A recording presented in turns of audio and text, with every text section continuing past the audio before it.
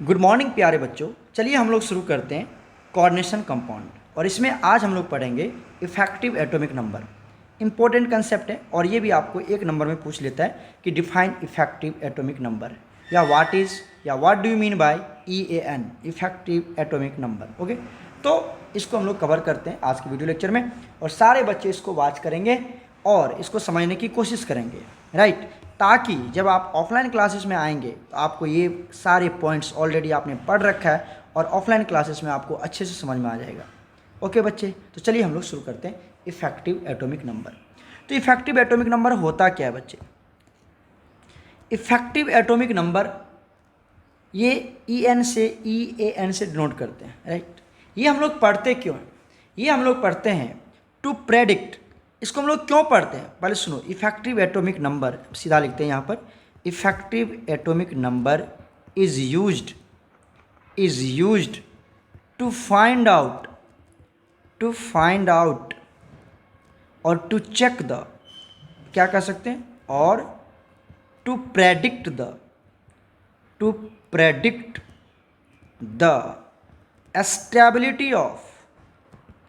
stability of a coordination compound।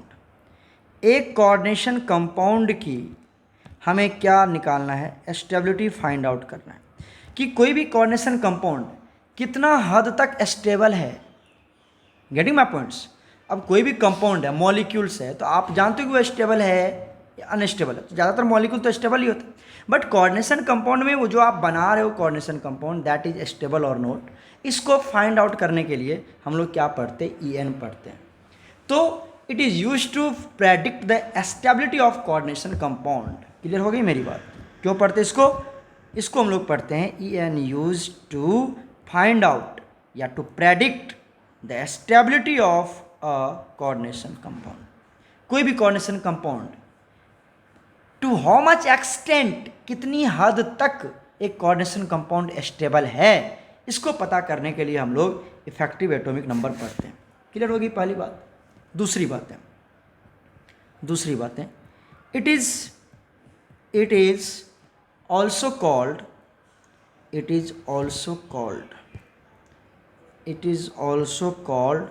इसको हम लोग कहते हैं सिज्विक रूल, SIDGWICK, सिज्विक थ्योरी भी कहते हैं इसको हम लोग। क्या कहते हैं? सिज्विक थ्योरी। इसको हम लोग क्या कहते हैं? सिज्विक थ्योरी भी कहते हैं। ध्यान से सुनो, इसको हम लोग क्या बोलते हैं? सिज्विक थ्योरी भी बोलते हैं। किसको? इफेक्टिव एटॉमिक नंबर को सिज्विक थ्योरी भी बोलते हैं, राइट। चलिए थर्ड पॉइंट की तरफ चलते हैं हम लोग, थर्ड पॉइंट की तरफ। तो सिज्विक ने क्या कहा? सिज्विक कौन है? केमिस्ट है।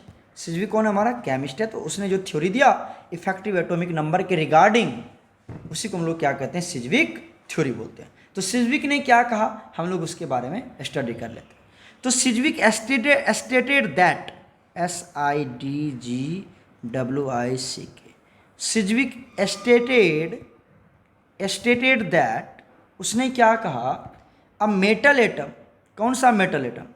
अ सेंट्रल मेटल एटम, है ना। A central metal atom will continue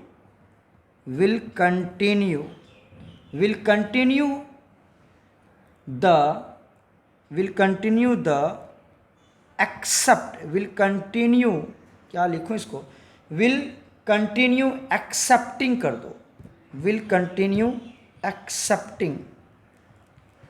accepting the electron pair, the lone pair of electron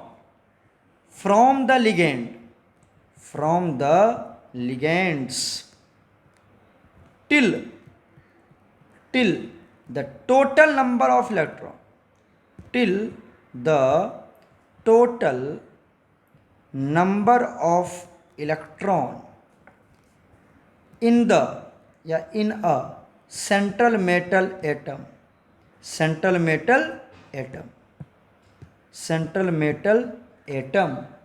becomes equal to the atomic number of number of noble gas elements, noble gas elements found in their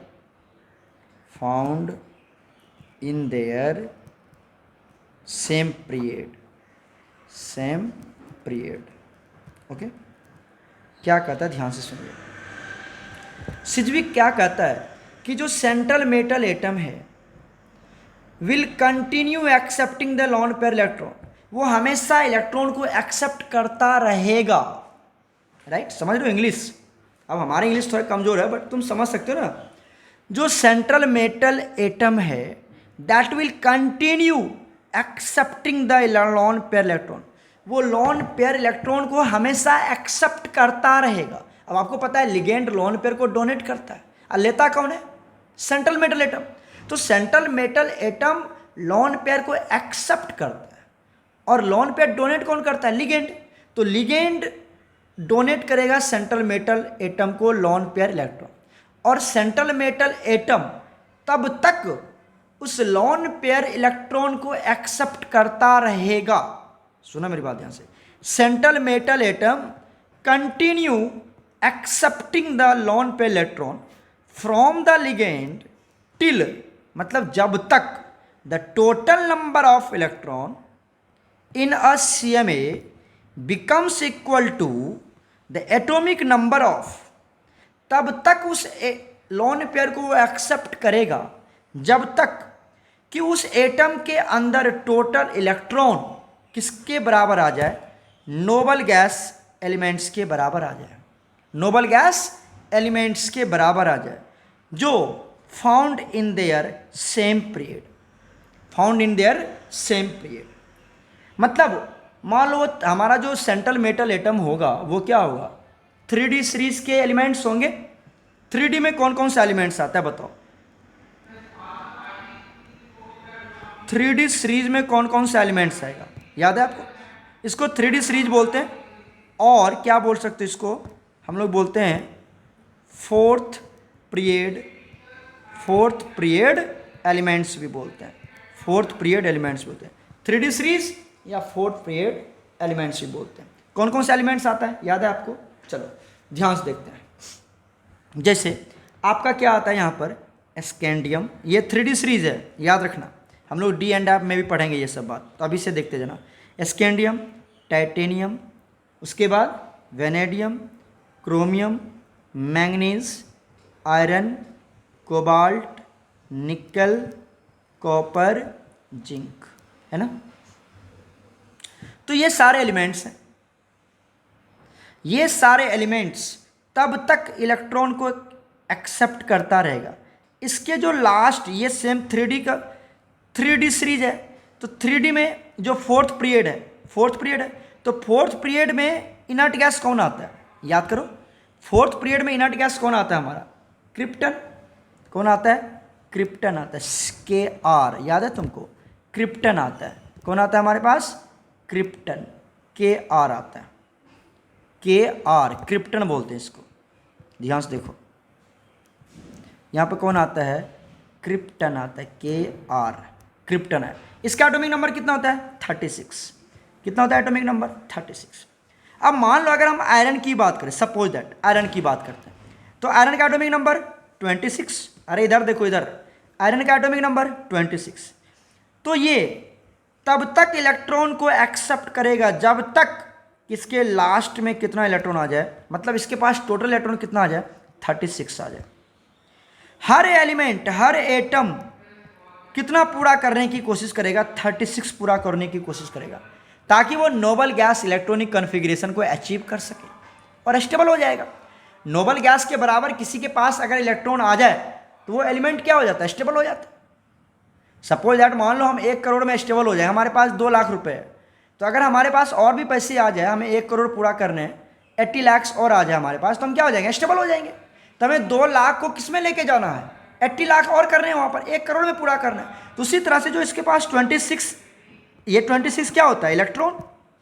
अब इस electron को वो किस में convert करना चाहता है? 36 electron में, ताकि जो क्रिप्टन तो स्टेबल है, नोबल गैस है ना ये, तो ये तो स्टेबल है, तो आयरन भी क्या सोचता है कि हमारे पास भी 36 इलेक्ट्रॉन आ जाए, 36 इलेक्ट्रॉन आ जाए तो हम भी क्या हो जाएंगे, स्टेबल हो जाएंगे, है ना। तो वो कितने लेंगे, 5 लोन पेयर इलेक्ट्रॉन क्या करेगा, वो एक्सेप्ट करेगा, 5 लोन पेयर क्या करेगा, वो एक्सेप्ट करेगा। Getting my points. उसी तरह से मान लो हम क्रोमियम की बात करें, किसकी बात करें, क्रोमियम। क्रोमियम कितना होता है, 24 होता है। क्या लिखा, स्कैनियम, टाइटेनियम, वेनेडियम, क्रोमियम, Cr होता है। कितना होता है बताओ क्रोमियम का, 24। तो ये कितने पूरा करने की कोशिश करेगा, ये भी 36 पूरा करने की कोशिश करता है। तो क्रोमियम को कितना लेना पड़ेगा, 24 ऑलरेडी है, 24 ऑलरेडी है, कितना चाहिए इसको, 36। तो कितना और चाहिए, 12 इलेक्ट्रॉन और चाहिए। 12 इलेक्ट्रॉन मतलब 6 लोन पेयर इलेक्ट्रॉन चाहिए, 6 लोन पेयर। तो कॉर्डिनेशन नंबर कितनी हो जाएगी, 6 हो जाएगी। सुन रहे हो, वो तो बाद में बात करेंगे। तो 24 इलेक्ट्रॉन है क्रोमियम के पास, और इसको कितना जाना है, अपने रेस्पेक्टिव पीरियड में जो इनर्ट गैस होंगे उसमें जितना इलेक्ट्रॉन होगा उतने के बराबर ये अपना इलेक्ट्रॉन पूरा करना चाहता है। तो वही बात कहता है सिज्विक। सिज्विक कहता है कि कोई भी एटम, सेंट्रल मेटल एटम, तब तक इलेक्ट्रॉन लोन पेयर इलेक्ट्रॉन को एक्सेप्ट करेगा, तब तक लोन पेयर को क्या करेगा, वो एक्सेप्ट करेगा, जब तक, कहाँ से एक्सेप्ट करेगा, लिगेंड से, जब तक, टिल मतलब जब तक the total number of electron in a central metal atom becomes equal to the atomic number of noble gas element found in their same period। उसी के पीरियड में जो नोबल गैस का एटम होगा उसमें जितना इलेक्ट्रॉन है उतने के बराबर ये इलेक्ट्रॉन अपना पूरा करना चाहता है, ताकि वो क्या हो जाए, स्टेबल आ जाए। क्लियर हुई कि नहीं हुई? अरे नोट करके मैं यहाँ पे लिखवा देता हूँ आपको, देखो इधर नोट करके, एवरी क्या, central metal atom try to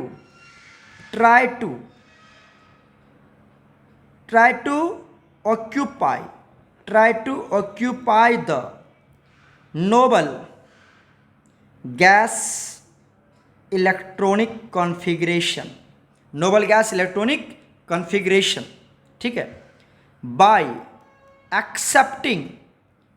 accepting lone pair electron from, किससे, लिगेंड्स, ठीक है। तो वो जितना भी सेंट्रल मेटल एटम है वो किसको पूरा करना चाहता है, नोबल गैस इलेक्ट्रॉनिक कॉन्फ़िगरेशन को पूरा करना चाहता है। कैसे पूरा करेगा वो, by accepting lone pair electron from ligands. तो आप क्या कहोगे, every central metal atom try to occupy the total electron, ऐसे कर दूं क्या, एक second, accepting the, try to occupy the total electron present in noble gas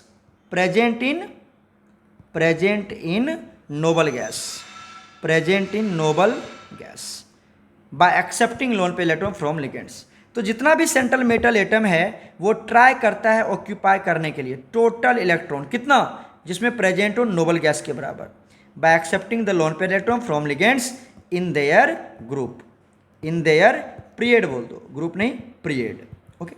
तो अपने पीरियड में उसके लास्ट में, पता ना तुमको 18 पीरियड, जो 18 ग्रुप्स है उसमें हमारे पास क्या है, नोबल गैस है, और उसका सब पीरियड होगा 7th पीरियड हमारे पास। तो 4th पीरियड में जो एलिमेंट्स आएंगे, 5th पीरियड में जो एलिमेंट्स आएंगे, तो 5th पीरियड का जो डी ब्लॉक मेटल्स है, जो सेंट्रल मेटल है, वो क्या करेगा, अपने इनर्ट गैस के इलेक्ट्रॉन के बराबर अपना इलेक्ट्रॉन बनाने की कोशिश करेगा।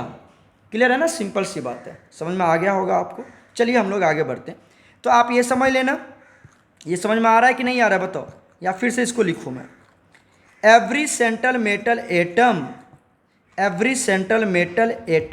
लिख देता हूँ मैं, देखो, every central metal atom try to achieve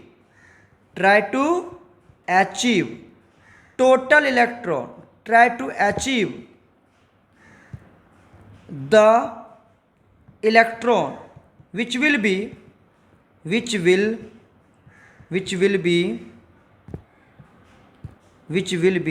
equal to the electron of, which will be equal to the atomic number of noble gas, noble gas in their period. तो उसके पीरियड में जो नोबल गैस है उसका जो atomic number मतलब number of electron, उसमें जो एटॉमिक नंबर है उतने के बराबर वो इलेक्ट्रॉन क्या करना चाहता है, अचीव करना चाहता है। आप समझ में आ गया होगा ना, सिंपल सी बात। डायग्राम भी बना के मैंने दिखाया, यहाँ पर देखो जो हमारा ये है आयरन है, आयरन के पास 26, ये क्या कोशिश करेगा हमें 36 पूरा हो जाए। क्रोमियम 24, तो ये कोशिश करेगा हमारा कितना पूरा आ जाए, 36 पूरा आ जाए। सब 36 इलेक्ट्रॉन पूरा करने के क्या रहेगा, वो कोशिश में रहेगा कि 36 इलेक्ट्रॉन हमारा क्या हो जाए, पूरा हो जाए। क्लियर है यहाँ तक? चलो अब आगे बढ़ते हैं हम लोग, समझ में आ गया होगा। EN का फॉर्मूला होता है हमारे पास EAN, मतलब इफेक्टिव एटॉमिक नंबर। तो effective atomic number equal to होता है Z माइनस एक्स, याद रखना Z minus X plus 2 into coordination number. याद रखना ये वाला फॉर्मूला क्या कहता है, ये यहाँ पर कहता है Z minus X plus 2 into coordination number. पूछ लेता है इस पर, ठीक है ना। अब बताओ यहाँ पर Z क्या है, Z क्या है हमारा, एटॉमिक नंबर। अरे Z से तो एटॉमिक नंबर को डिनोट करते, atomic number of central metal atom. Central metal atom का क्या है, वो एटॉमिक नंबर है। जैसे मान लो यहाँ पर हमारे सेंट्रल एटम क्रोमियम आ जाता तो 24, आयरन आ जाता तो क्या हो जाता है 26। क्लियर है ना यहाँ तक, पहला पॉइंट समझ में आया। जैसे यहाँ पर आयरन आता तो कितना होता है 26, क्रोमियम आता तो कितना आता है यहाँ पर 24। तो ये सेंट्रल मेटल एटम का क्या होगा, एटॉमिक नंबर होगा। अब आ जाओ बात करते हैं एक्स की। एक्स क्या हमारा, ये है ऑक्सीडेशन स्टेट, या फिर क्या बोलते हैं oxidation number of central metal atom. Central metal atom का ऑक्सीडेशन स्टेट आपको निकालने तो आता ही है। सेंट्रल मेटल एटम का ऑक्सीडेशन स्टेट कैसे निकालेंगे आप, कोई दिक्कत नहीं है। चलो ये हमारा एक्स है। उसके बाद आता है हमारे पास कोऑर्डिनेशन नंबर, ये क्या हमारा CN क्या बच्चे, कोऑर्डिनेशन नंबर है, हमने आपको बता रखा है। कोऑर्डिनेशन नंबर क्या होता है, नंबर ऑफ कोऑर्डिनेट बॉन्ड। कितना कोऑर्डिनेट बॉन्ड बनाता है उसी को हम क्या बोलते हैं, हम कोऑर्डिनेशन नंबर बोलते हैं। क्लियर हो गया सारी बातें, ओके। चलो तो ये हो गया हमारे पास इसका फॉर्मूला। ये फॉर्मूला हमेशा याद रखना, EN का formula Z minus X plus 2 into coordination number. Clear है बच्चे, यहाँ तक क्लियर है, बोलो सारे बच्चे। अब हम चलते हैं यहाँ पर कुछ कंपाउंड ले लेते हैं और चेक करते हैं कि हमारा EN वहाँ पर वैलिड होता है कि नहीं। ठीक है, सपोज दैट हमने एक कंपाउंड ले लिया, यहाँ पर एग्जांपल देखो ध्यान से तो समझ में आ जाएगा आपको। हमने ले लिया K4 और यहाँ पे ले लिया FeCN6। ठीक है, अब ये पूछता है कि दिस कम्प्लेक्स इज स्टेबल और नॉट। क्वेश्चन है आपको, क्वेश्चन मान लो दिस कम्प्लेक्स, कौन सा complex, coordination complex, this complex is stable और नॉट, ये तुमसे पूछ दिया, स्टेबल और नॉट।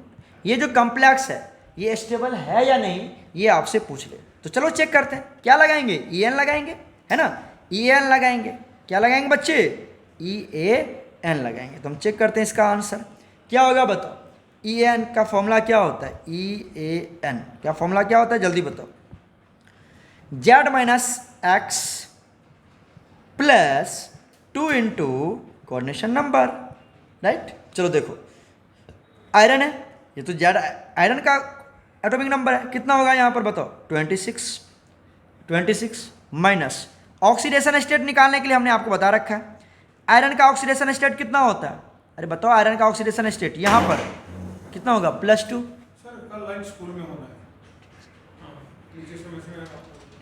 तो यहाँ पर इसका ऑक्सीडेशन स्टेट कितना होगा, +2। मतलब ऑक्सीडेशन नंबर कितना हो गया, अब प्लस नहीं लिखेंगे माइनस लिखेंगे, ऑक्सीडेशन नंबर है तो नंबर लेंगे, क्या लेंगे 2 लेंगे, समझ में आया। +2 इंटू कोऑर्डिनेशन नंबर, कितना बॉन्ड बना रहा है, तो 6 बॉन्ड बना रहा है यहाँ पर, कितना लिखेंगे 6। क्लियर है यहाँ पर, क्लियर है बताओ। तो कितना वैल्यू आएगा ये 24 + 12 कितना हो गया बताओ 36। अच्छा 36 आ गया, 36 किसका एटॉमिक नंबर है बताओ, 36 किसका एटॉमिक नंबर है, क्रोमियम का, याद रखना ये सब, सॉरी क्रिप्टन का, क्रोमियम नहीं, क्रिप्टन, क्रिप्टन, क्रिप्टन। क्रिप्टन का कितना होता है? ये होता है हमारा एटॉमिक नंबर 36, ठीक है। ये होता है नोबल गैस। क्रिप्टन क्या हमारे पास? Noble gas. नोबल गैस क्या हमारे पास? क्रिप्टन। और इसका एटॉमिक नंबर कितना होता है? एटॉमिक नंबर कितना होता है बच्चे?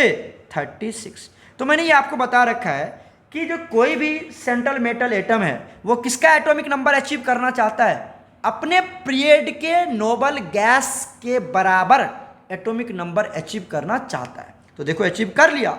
अगर ये एकदम पूरा पूरा अचीव कर लिया तो मतलब this compound is stable. Hence क्या लिखेंगे? Hence this complex is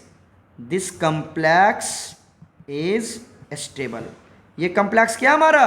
stable है। समझ में आ रही है? ऑक्सीडेशन नंबर तो निकालने के लिए आता ही है ना आपको, ये तो निकाल ही लोगे आप। क्लियर हो गया? चलो अब हम लोग बात करते हैं प्यारे बच्चों, एक और एग्जाम्पल ले लेते हैं। नेक्स्ट एग्जाम्पल लेते हैं, यहाँ पर यही है, उससे ज़्यादा कुछ नहीं है। एग्जाम्पल ले लेते हैं हम लोग। आपको दे दिया, मान लो एग्जाम्पल दे दिया K3 और ले लिया Cr, यहाँ पर ले लिया C2O4 और ये ले लिया 3, है ना, बैलेंस हो जाएगा। चलो तो ये हमारा बन गया कोऑर्डिनेशन कंपाउंड। पूछ रहा है ये हमारा क्या है, स्टेबल है या नहीं, ये आपसे पूछ रहा है। तो चलो इसको सॉल्व करते हैं। आंसर बताओ। सबसे पहले क्या लगाएंगे? EAN रूल लगाएंगे। कौन सा रूल लगाएंगे? EAN रूल लगाएंगे। क्या होता है ये? जल्दी बताइए। Z minus X plus 2 into coordination number. याद रखना ये वाली बात, है ना। चलो बताओ Z कितना है? क्रोमियम, याद करो अभी बताया था। क्रोमियम का एटॉमिक नंबर 24 माइनस एक्स क्या है? चार्ज है। तो क्रोमियम के ऊपर चार्ज कितना आएगा? आता निकालने के लिए। यहाँ पर कितना चार्ज है? +3 चार्ज है। अरे चार्ज कितना है यहाँ पर? +3। तो ऑक्सीडेशन नंबर कितना हो गया? नंबर बताओ। 3। तो ये क्या कर देंगे? 3 कर देंगे यहाँ। क्लियर है? चार्ज प्लस नहीं लिखना, सीधा नंबर लिखना। +2 इंटू कोऑर्डिनेशन नंबर। अब ये तुम्हें पता है ना ये क्या है? ये ऑक्सीलेट है। अरे इधर देखो, इधर ये तुम्हारा क्या है? ऑक्सीलेट है। तो ऑक्सीलेट कितना बॉन्ड बनाता है? 2 बॉन्ड बनाता है। तो 3 ऑक्सीलेट कितना बॉन्ड बनाएंगे? 6 बॉन्ड बनाएंगे। और आपको पता ही है कि 6 होता है कोऑर्डिनेशन नंबर क्रोमियम की। तो कितना हो गया? 6 हो गया। कोई दिक्कत? कोई दिक्कत नहीं है। चलो अब बताओ कितना आएगा? ये आ गया 24 माइनस 3 कितना हो गया? 21 प्लस 12 कितना आ गया? ये बताओ। 33 आ गया। तो बताओ 33 इसके पीरियड में ये 3D सीरीज है ना, तो इसके पीरियड में हमारे पास कौन आता है?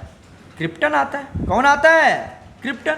Atomic number 36। तो क्या इसने 36 को अचीव किया? नहीं किया। जब इसको अचीव नहीं किया तो ये जो कंपाउंड बना, ये कंपाउंड क्या है? अनस्टेबल है। तो hence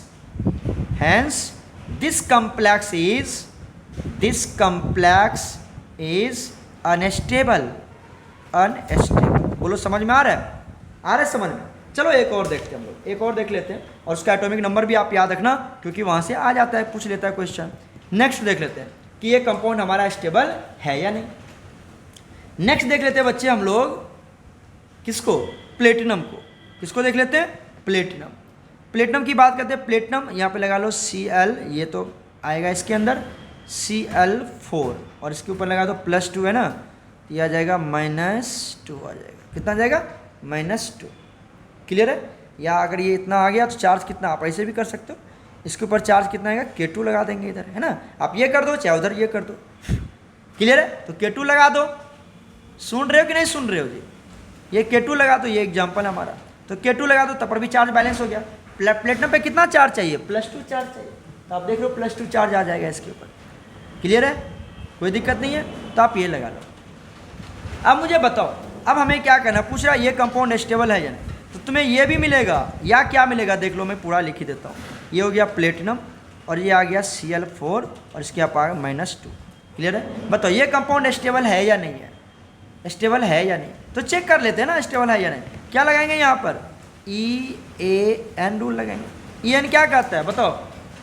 Z minus X plus 2 into coordination number. बार बार लिखना है इसको, याद हो जाएगा तुमको।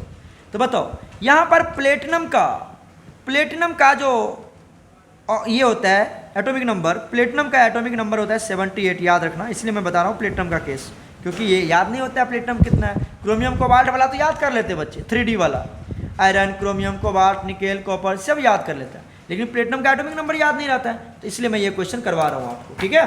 तो प्लेटिनम का एटॉमिक नंबर कितना हो गया 78, और इसके पीरियड में जो नोबल गैस आता है लास्ट में वो आता है रेडन। क्या आता है? रेडन, याद रखना, रेडन आता है, और इसका एटॉमिक नंबर कितना होता है 86। तो 78 किसको अचीव करना चाहेगा? 86 को अचीव करना चाहिए। इधर देखो, इधर, यही तो बता रहा था मैं तुमको कि ये जो 78 है ये किसको अचीव करना चाहेगा? अपने पीरियड के जो नोबल गैस है उसका एटॉमिक नंबर अचीव करना चाहता है ना, बात सही। तो ये हमने कर दिया यहाँ पर, कोई दिक्कत नहीं है। बताओ यहाँ से क्या होगा, अब इसको चेक करते हैं। जेड कितना हो गया 78, अभी तो मैंने बताया। चार्ज कितना है आपको पता है, इसके ऊपर 2 चार्ज आएगा तो 2, क्लियर हो गया। प्लस 2 इंटू कोऑर्डिनेशन नंबर कितनी है 4, क्लियर है। बताओ कितना हो गया 78 माइनस 2 कितना हो गया 76, प्लस 8, 8 6 कितना हो गया, तो कितना हो गया? अच्छा 14, कितना हो गया 84। तो बताओ क्या 84 86 के बराबर हुआ? अरे कहाँ देख रहे हो, इधर देखो, 84, ये जो आया 84, क्या वो 86 के बराबर हुआ? नहीं हुआ ना, वो 84 ही रह गया, 86 को अचीव नहीं कर पाया। तो ये कंपाउंड हमारा क्या है? अनस्टेबल है, मतलब लेस स्टेबल है। तो hence this compound is less stable या अनस्टेबल कर सकते हो। क्लियर है यहाँ तक बच्चे? क्लियर है यहाँ तक? कोई दिक्कत नहीं। तो हमने ये आपको बता दिया, यहाँ तक आप अच्छे से कवर कर लीजिए। चलिए एक नोट भी लिखवा देता हूँ मैं आपको यहाँ पर कि central metal atom always try to complete, ध्यान देना, वही तो जो मैंने बोला है वही लिख रहा हूँ मैं यहाँ पर। Always try to complete the same atomic number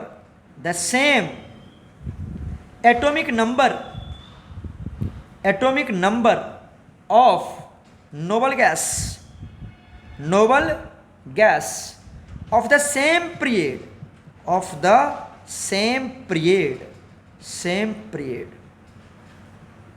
to gain stability.